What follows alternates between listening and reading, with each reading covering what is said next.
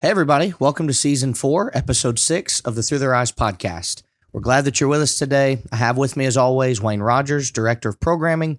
I'm Michael Clark, the Director of Operations from the Scattered Abroad Network, and we're privileged to be recording in the House to House studios. This season, we're talking about the Minister Files, and today we have our very special guest, Austin Fowler. Austin, tell us about yourself and the work that you do. It's good to be here with you guys today. Appreciate what y'all do with Memphis School of Preaching and Scattered Abroad Network, and so I've been blessed now to work for House to House for full-time for a year. Before that, I was a school teacher and worked part-time for them. And I know we're going to talk about missionary work today, so I'll talk a little bit about my missionary experiences. I've been doing mission work, foreign and domestic, for 10 years now. I went on my first mission trip 10 years ago and done 20-plus trips, mainly to Latin America, Panama, Costa Rica, Peru, Nicaragua, and really, I just love going down there, doing those things. I was a school teacher for 8 years and enjoyed that time. It was a mission field within its own self, but glad to be working full time in the ministry and doing outreach and evangelism now full time. So I'm blessed to be able to be a part of the House to House team. I've heard nothing but good things from the work that you do when people talk about you, so I know you're doing a great work. Hopefully it's good things. And I wouldn't make it up, I promise. I might say that off camera, but no. Well, today we're talking about that idea of balance. That's what this season's all about, and balancing missionary life. I can think of nothing harder than doing something like that, because you almost live two separate lives, and there's different culture backgrounds you go to. There's different customs and things that you have to do. There's a ton of work with the government that you have to worry about doing to make sure you can get in and out of the country. So how much does balance play into being a missionary? I think it's one of the hardest things about being a missionary is balancing, like you said, the travel schedule, the fundraising schedule, the family schedule, the, recreational, relaxing time schedule, because, you're not just, when you're a located preacher, you kind of focus in on that one location. You might go do gospel meetings, do one time a year mission trips, those type things. But when you're a missionary, especially if you're, stateside several months and things like that, you got a lot to balance. You got, just so many different places and so many irons in the fire that it can be a difficult task to be able to balance every single aspect of being a missionary. Yeah. And I appreciate that too, because we're just, in kind of getting started with the 416 ministries and doing stateside mission work. And I'm thinking about how to balance that. And we're doing it full time and on the road most of the year in that way. And I know that thinking about going just to different areas and stuff like that, I know it's got to be difficult. You and I both, I know you started with mission work, with a close friend of ours who's gone on to his reward, brother Spin Broom. But, and I know that's where you kind of got your passion for mission work. So I've always appreciated that about you. And so it makes sense that you're here working with House to House as well, and as well doing the stateside mission work. I just love what you're doing. How do you, when you think about a biblical approach, to be a better balanced missionary, where do you begin with that? I think scheduling is key. Blocking off certain times of the year to be home, blocking off certain times of the year to go into the field. Kind of having that game plan and clear understanding between your overseeing elders and your family. Hey, these are the time of years I'm going to be gone. Doing mission work in whatever country you're doing mission work. These are the times I'm going to be home, because I want to, I think too, it's good for a missionary that I think what we consider a missionary now, to be home, to be able to teach a Bible class in the local congregation, be plugged into a local congregation, especially their overseeing church. I think that is part of balance too, because they need to be fed, they need to be encouraged, they need to be doing those things, but also scheduling. I think I'm talking about balance. We've mentioned, going and doing the work, your family, being home. But I think one thing that we really haven't talked about that is a key thing to balance is fundraising. And y'all know a lot about that. Yeah. So you can you can chime into that. You're sitting at home and I know we're going to talk about stresses later, but that's probably one of the biggest keys and obstacles for missionaries to overcome is just, there's always this preacher that needs help, that needs this surgery, that needs this money to be able to go preach at another island. We at Eastridge, we support a lot of missionary or located preachers there in Panama. And I mean, it was awesome to be able to go down with them in February. And you see all these preachers, and one of them's like, I preach here Sunday morning, but then I go to this island and preach Sunday afternoon. And, but to be able to do that, I got to have boat taxi money. I got to be able to have money to get to the boat dock, all these things. And so balancing that as well can be difficult as far as fundraising for yourself, fundraising for the work itself, being able to fundraise for traveling. I mean, that's a huge part of being a balanced missionary, as well as raising those funds. Yeah, it's interesting when you think about it, because I'm not a missionary like you are, and you are, Austin, but I do spend most of the year traveling. Right. And one of the things that you don't really realize when you first start traveling is how much of a list backlogs back home. And so a lot of times when I get home from a 2-week trip, I've got at least 3 days of things I've got to go do, local errands that have to be run. My oil needs to be changed. Well, I've got to go do that. Now I've got to go to the doctor and make sure that's being taken care of, and making sure my body is in the right shape and helping out with all of the physical infirmities that can come. Now I've got to go and do this because my tags are about to expire, and I've got to go and get that done. It can be so overwhelming when you get back home, because then it's like, oh yeah, I still have a job here that has to be done. And then I've got all this other junk that has to be done too, that I can't ignore. And it's incredible to think about the balance of, like you mentioned, blocking off time. Yeah. I've started kind of this practice myself. It's been really helpful. When I have the opportunity, if I've been gone for a week or more, I try to take a day when I get home. Even if I am getting home, Monday afternoon at 1:00, I take most of Tuesday, and do what I can to kind of get some things done, spend time with family if possible, because it is important. Yes. And I don't go out of the country. I don't leave the States to do what I'm doing. I know you're saying stateside missionary work, but it is still a hassle. I still think there's a lot of overlap in comparison, because you're gone so much. Right. And I think one thing you said too that I didn't even think about was your health balance. I know that's one thing I struggle with. Sure. Because we were both traveling yesterday to help churches, and we're coming to Dalton, and it's just so easy to go through McDonald's, go through Burger King, to go through get you a big soda to get you through the night, get you a Big Mac, all those things, and then before you know it, and you're not exercising because you're just on the road.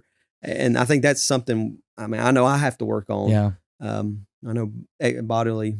Exercise profit a little, but still, it does profit some. Well, I mean, I want to be here longer than exactly. Than some, and so I think that's one thing a lot of missionaries have struggled with, is because it's just so easy, to just run. I eat on the road most of the time, just because you're saving time. I mean, it doesn't take 30 minutes to go in to eat.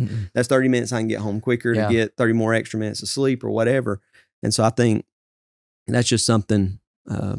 I didn't even think about, and you mentioned it the other day. That's hard. That's something I struggle balancing with. So, did you see me at the McDonald's last night? Is that what happened? And then the other problem is, like, the church that I spoke at yesterday gave me this big goodie bag. And it's got Mountain Dews in it. It's got Cokes in it. It's got M&Ms in it. I mean, everything that's not good for you. Exactly. And so, what do you do the whole way there? You open up them M&Ms and just pop them. And you're just driving, and you're just being thankful for what they gave you. Right, that's all it is. I mean, you'd can't hate let that stuff go to waste. You'd hate to be rude to turn it away, right? The Lord's money was spent wisely there, so you need to wisely partake it. But I do think it's interesting how you talk about, because being on the road, it is so easy to just get into a habit of doing things so that you stay awake. Last night, I had about a 5-hour drive almost. With the time change, it was certainly almost a 6-hour drive. And so as I'm going, I was thinking, I want to stop and get something to eat. And I thought for a split second, well, let me stop somewhere and I can walk into this Panda Express and get something that's a little bit better. But then I thought, I'm going to lose like 30 minutes. Yeah. And then I'm going to be on the road even longer, and I'm going to have all these problems come about from that. So I decided, like you said, to just hit a drive-through and keep going. And so then you kind of have that, maybe we call fast food shame, and you think, oh, why did I do that? But it can be hard to balance when you're trying to travel constantly. and you're trying to get from point A to point B, especially when you're getting in late at night. But the guidelines that I think about from a biblical standpoint are different in a lot of ways than what Jesus told the disciples in Matthew 10. But Jesus, when he sent his disciples out to be missionaries, basically, I mean, that's the word we would use it. It was not stateside as they would call it, but they were missionaries going out. And he gave them some guidelines in Matthew 10, beginning in verse 5, where he says, do not go in the way of the Gentiles, do not enter a city of the Samaritans, but go rather to the lost sheep of the house of Israel. As you go, preach, saying the kingdom of heaven's at hand. He then tells them, here's how you do this. You heal the sick, cleanse the lepers, raise the dead, cast out demons. Freely you receive, freely give. But he says something in verse 9 that I often overlooked that is something you touched on a minute ago. Provide neither gold nor silver nor copper in your money belts, nor bag for your journey, nor 2 tunics, nor sandals, nor staffs, for a worker is worthy of his food. And Jesus essentially says, you go fundraise, you know, in a way of when you go out and you do these things, people will be naturally grateful that you did it, and they will pay your way. And so there's a biblical principle that when Jesus sent out his disciples, he said, you be taken care of by the people that you minister to and by the people that you help. But then he says that you have some guidelines when you go into a city and do this. And I think this is where we really kind of get into the idea of what missionary work kind of becomes a struggle, because you don't know an area till you get there. If you've never been there before, you have no idea what to expect until you're there. And Jesus says the same thing is true for them. So when you go into a city or town, inquire who in it is worthy, stay there till you go out. When you go into a household, greet it. If it's worthy, let your peace come upon it. If it's not worthy, let your peace return to you. Whoever doesn't receive you or hear your words when you depart from that house or city, shake off the dust from your feet. And then he talks about it'd be more tolerable in the land of Sodom and Gomorrah than the day of judgment than for that city. I send you out as sheep in the midst of wolves, therefore be wise as serpents, harmless as doves. He continues on with bewaring of men and all of those other things that go on with this all the way down pretty much through the end of the chapter, where he's giving them all these instructions. But the balance too of knowing what's a great location and what's not a great location. I've heard several missionaries throughout the years say, yeah, we went there, we won't be going back. It didn't go very well, or we went there, but it was more like a glorified vacation than it was an actual missionary trip. And certainly there's nothing wrong with enjoying some of the culture there and enjoying some of the recreational activities that exist. But as far as a biblical approach, Jesus did make a guideline that if you go somewhere and it doesn't go well, not only do you leave, you don't even take the dust with you when you leave. But that balance of trying to make sure that you're going from place to place and preaching the gospel is a very difficult balance, no doubt. One thing I wanted to touch on too, because I think maybe the average listener at home, they don't understand this maybe because there may not be a missionary, they may not have had any type of interaction with missionaries. But the fundraising, if you have, for example, a local congregation, and maybe they're blessed to have the funds to provide a yearly salary for a missionary, but all that provides is really his living expenses stateside. That's right. So he still has to go and raise funds for those missionary trips, the plane tickets, the other things that come about with that. That means that you probably won't see him much at all throughout the year, except for random times, because if he does it where he goes, I knew of a missionary who would go 12 weeks overseas, then come home, be home 12 weeks. But what do you have to do for a lot of those 12 weeks is what we talked about. You catch up on all the stuff that's been left undone from the 12 weeks you were gone. But then you also have to go church to church reporting and either report and visit the people that have given you money, or as the case may be, and often is, you're having to go and get more money. And I remember being a teenager when my dad left local work and he started doing some church work, and he had to raise some of his funds. I remember as a teenager, I said, are we begging for money today? And that's sometimes kind of how it feels. And I think there's a stigma that needs to kind of be broken down. Jesus said, you provide no money, no gold, no silver, no copper. A worker's worthy of his wages. You're worthy of what's been done. And maybe it should be a little bit easier that churches realize when a missionary comes into town. You know, I've told people before we're scattered abroad, we won't turn down a nickel if you got it. You know, I mean, we'd be happy to have that. And we'll put it to good use in the kingdom.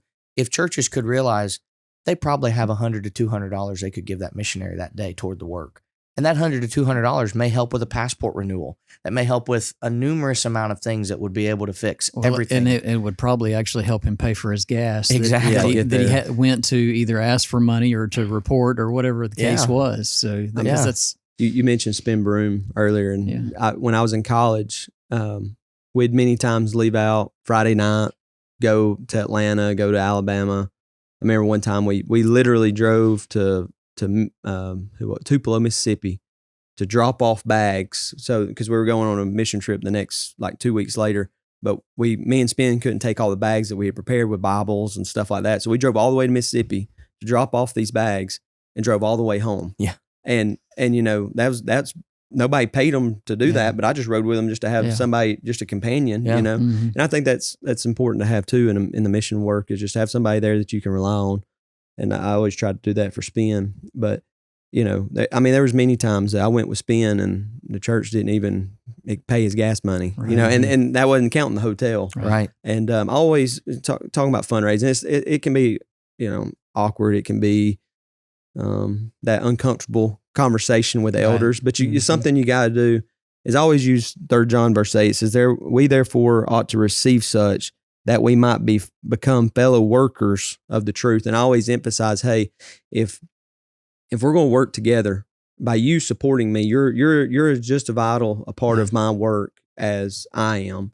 And I'll steal this phrase from Cliff Goodwin: is you might not be able to go in person, but you can go in purse. Yeah. And those people are just as valuable. And absolutely, I think one of the things that maybe worries people about mission work is you go out and you get these supporters, and that's great, but then you got to keep them from year to year to year to year. And that's the hardest thing, is how are you going to be able to keep these supporters, and I think communication is a key. And I think that's part of a balanced life too, is balancing the work itself in sending out reports, sending out detailed reports, not just, I always, when I worked with Lamb part-time after Spin had passed away, I'd send a monthly newsletter. It was basically had my schedule. It was nothing fancy. It was, looking back at it, it was terribly designed. But some of the deacons at Forest Park was like, man, I'm glad you're doing that. And I was like, man, it looks terrible. He's like, I know what you're doing. I know where you're going to be. Yeah. I know the information's out there. It was just something I did to show, hey, I'm not sitting at home doing nothing. Right. I'm trying to go out. And this was during the height of COVID. Mm-hmm. And so I wasn't able to go to Panama, Nicaragua, or any of those places because the doors were shut. But I wanted them to still know, hey, I'm raising funds for our school of preaching. I'm raising funds. At the time we had the children's home. And so those are a bunch of overhang that you have to raise funds for. So those can be very difficult. Well, a lot of times too, when you go and you meet with these elderships, whether it's a supporter that you've had or a supporter you hope to get, if it's a setup where, we have the privilege a lot of times at the school when we go out to eat with an eldership, we'll pick up the tab. And yesterday I was privileged to do that, and they were upset with me. And I said, listen, you all have been so good to the school and our students over the years. This is a drop in the bucket for what y'all have done. Right. Now that situation is easy to want to do that, but I'm sure there have been times where, like you mentioned with the hotel and the gas not being covered, you go to this congregation, you take an eldership out to lunch, or you take the preacher out to lunch with his family. You're trying to curry good favor. You're trying to get into the door, so to speak, and show, hey, we're good people. This is a good work. We want to, the idea is you spend money to get money in the mindset of the business world. Well, in the church, it's not necessarily that different, but in some ways it can hurt even more because you have a trip where the hotel is an average of, if you're going to be there for 2 nights, it's at least $300, depending on where you're staying. Right. Then you have food and gas. Let's say that's another $300. And then you have whatever you spend on that lunch with that eldership or that preacher. Let's say that's another $90 to $100 usually if there's 5 or 6 people there. You're talking an $8,000 to $1,000 trip. And you walk back with nothing. And if a congregation doesn't really understand that side of it, we're hurting the missionary life, not helping it.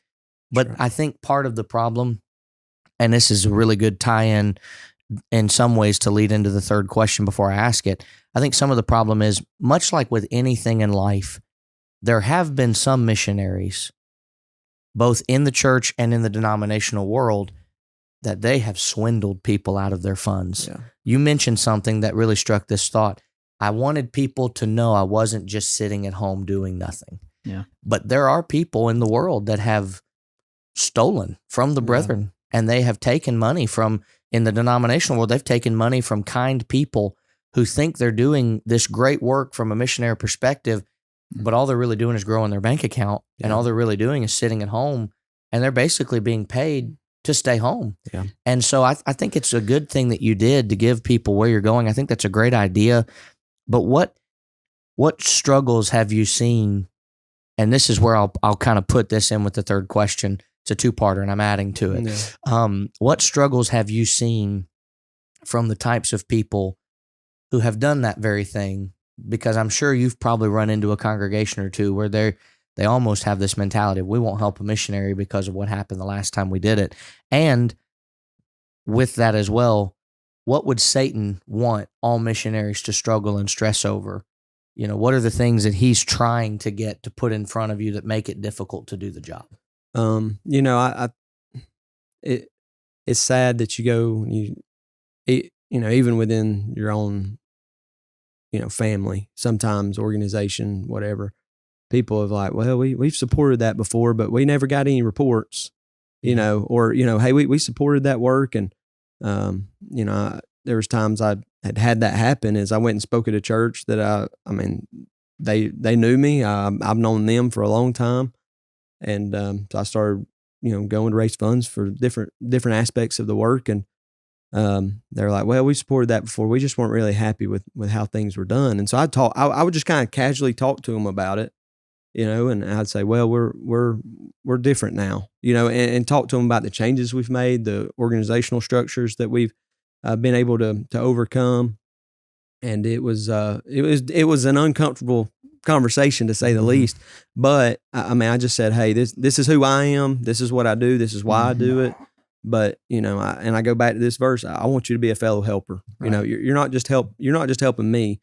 You know, you're helping a preacher in Panama to be able to go to school, to get the education he knows, to go back to his land, to be able to preach the gospel. And I the way I would overcome that is I want you to come with me and see it. Yeah. Go to graduation with me and just see it with your own eyes. Go with me down to the school, sit in a class, you know, and just, I think if elders, preachers, church members go down and see the mission work that you're involved in, and they're not just involved in purse, like I mentioned, but they're involved going themselves, they'll be more invested in saying, man, that guy's doing it right. Yeah. You know, and so that's kind of how I would overcome that, is say, hey, just go with me. Just go see it with your own eyes. It'll change your whole perspective and that things. And I think the struggle and stress, I mean, I hate to keep bringing it up, is just the finance. Yeah. I mean, you know, I mean, I know that the missionaries that I've been close to, that was their biggest hurdle. I mean, they would go raise funds. I mean, they'd go to raise funds, and then next thing you know, there was, I mean, we had the children's home at the time in Panama, and the roof started having problems. Well, I mean, he had gotten his funds taken care of, but now he's got to go raise funds because the roof isn't working, or you know, hey, I remember, man, this was a bad time, and the elder, I prayed for our elders at Forest Park, but the government, you know, those I think Satan works through the government sometimes to close doors. I mean, one of my places I would love to go back to right now, if I could get on a plane and I knew it was safe, I'd love to go to Nicaragua. I haven't seen my friends in Nicaragua in several years, just because of the government has become so corrupt, and the people have created so much violence there that we can't go back there. So I think Satan works through the government, but also in Panama, we had a situation arise with the children's home. We had to shut it down because of the government, because they were basically saying, you got to have this, and this. You got to have all this extra staff. Well, what does that mean? You got more money you got to raise. Then you got to find qualified Christians to be able to work in those environments. Well, to find those people that speak Spanish, that do that work. I mean, it was just, and I mean, I think the elders made the right decision, and I supported their decision, and whatever it was. But I remember them saying, we can't do this and not have Christians. This is a Christian home. We want them to be raised in a Christian environment. And I think Satan sadly works through the government and those political leaders that don't want Christianity spread. in their government. So salary, I mean, just I think another thing is the fruits. I put three stresses and struggles is finances, fruits, and family. And I know we've kind of all talked about those three, but you go and you lead a campaign and you only have one baptism, and people are like, "What? You only had one baptism?" I'm like, but we taught all these people, Right. I mean, and then you get reports 2 or 3 weeks after it, and you get what baptism after baptism after baptism, but you don't have that when you go and give that on report. your week. Yeah, Right. and so you can't really report that. But I think Satan wants you to worry about fruits because I mean, I hate to say this, but people like numbers. Yeah. They do. And so they want to see baptisms, and I think sometimes we have a misconception of, hey, it's sometimes not about baptisms, it's about the number of seeds that we're planting, because Jesus told us to go and preach the gospel, and we're doing that. That's right. Yeah, and I think one of the things, and at least the stresses that I can foresee in the future, and like I say, we're just kind of getting started with this, but one of the things that I can definitely see is thinking about some quantifiable thing that you can see, that's being done by this particular work, and obviously, when you're sending out a newsletter, you want to be able to put, we may have taught 100 people in the last month, but we baptized one, or something like. But those are the numbers. That's the way the numbers usually work, something like that. But I can see that being a stressful thing, especially thinking about, okay, we're trying to raise money to keep this work going, moving forward, and we want those who are supporting and those who would be potential supporters to be able to see this is a fruitful work, but you got to show some kind of fruit, and so, but we forget that, we are seed planters, and, the fruit comes later, and the harvest comes later, and that's God's work. And so we just need to be going and doing that. And I love how you show, the idea that we're joint partners. We're working in this, laboring together in this particular field, whatever work it is. And so I can see, though, that would certainly be a stress, certainly on the missionary. It would be a stress, I would think, even from the local work side of things, whether it be, the preacher and the elders who's kind of, connected to that particular work, and that congregation to be supporting that work. They want to see and to know what's going on. And so thinking about the communication earlier that you brought up, just to make a comment on it, we have, we live in, we have all this technology around us.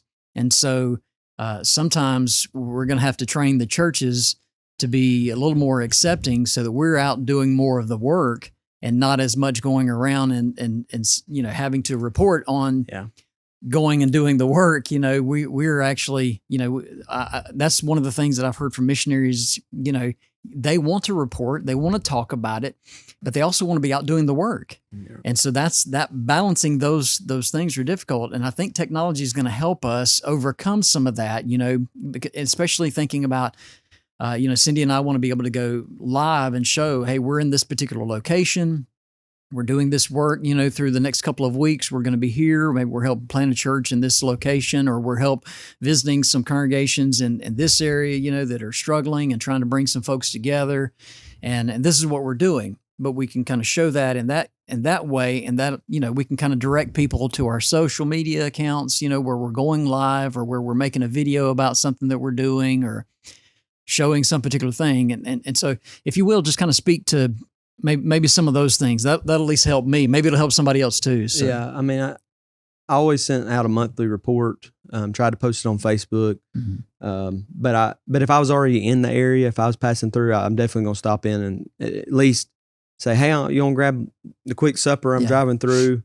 Phone calls are just as vital. Yeah. I mean, I think nothing beats an in-person visit. Absolutely. And that's the hard thing, is because you're like, I got to get going. I got to get here. I want to be able to do this. But, I think anything you do to communicate, the more channels you have to communicate, the better, because some people are going to like a Facebook Live video. Some people are going to like a written report. Right. And sadly, sometimes you send a report and the elders never see it or read it. Right. And, but I want to go back to one more thing. I know we're getting close on time, but being a better balanced missionary, I think there's a approach that we need to take in missionary. I think sometimes we have the idea of being a missionary as, hey, I'm gonna go down and teach all these people, and then I'm gonna come home, or I'm gonna go down and do all this work for these brethren, and then I'm gonna come home. And I think more of the balanced approach is two things. Number one, I'm gonna go down and teach the lost like Jesus told me to do, but I'm also going to train the brethren to be able to do it themselves. Yes. And I think sometimes we've had the idea, well, I'm going to go down and show them how it's done, or I'm going to go do the work for them. Whereas we need to have the 2 Timothy 2:2 approach. And I know we keep going back to Spencer Broom, but I remember he called me one day. We had a great campaign in Panama, and the next year he said, I think I'm going to go back. And I said, why? Like we had a great campaign. We had like 10 baptisms. Why do you want to go back? And he said, well, Paul would have went back. And I thought about that for a minute, and I said, well, I think you're right. In Acts 14:21, there it talks about he went and preached, and then there's one word there that says returned. Yep. And I think we've many times overlooked that one simple word, returned.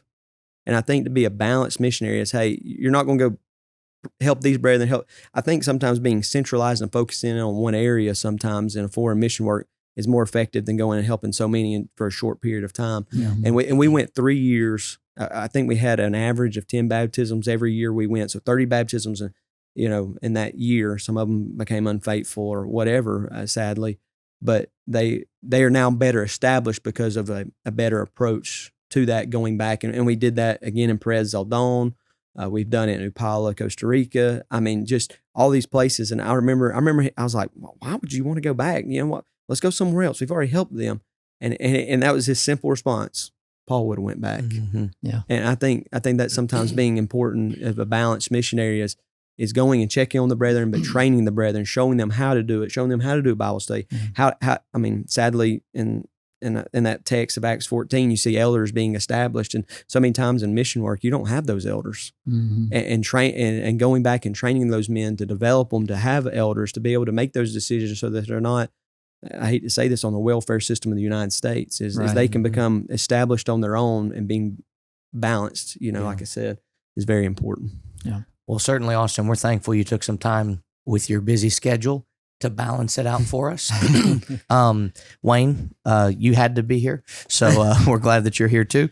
But one thing I'll say as we bring this to a close, one of the things that I'm hoping that we'll start to see more of a trend towards is realizing that as money changes with inflation and other things become a lot more expensive than they were 10 years ago, 30 years ago.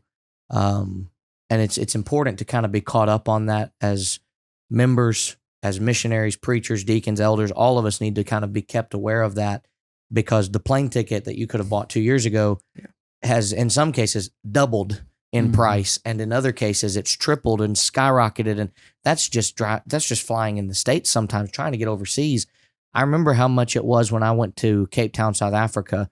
That whole trip cost about $3,000, and I can't fathom that I would be able to do that today for that price.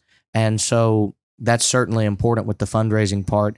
Austin's information will be in the show notes, and we're glad that you've taken some time to be with us today. You can find all of our information as well in the show notes and in the YouTube video here at the bottom in the description. We have our link tree that takes you to all of the information that we've got, Facebook, Instagram. Our email address is san@msop.org.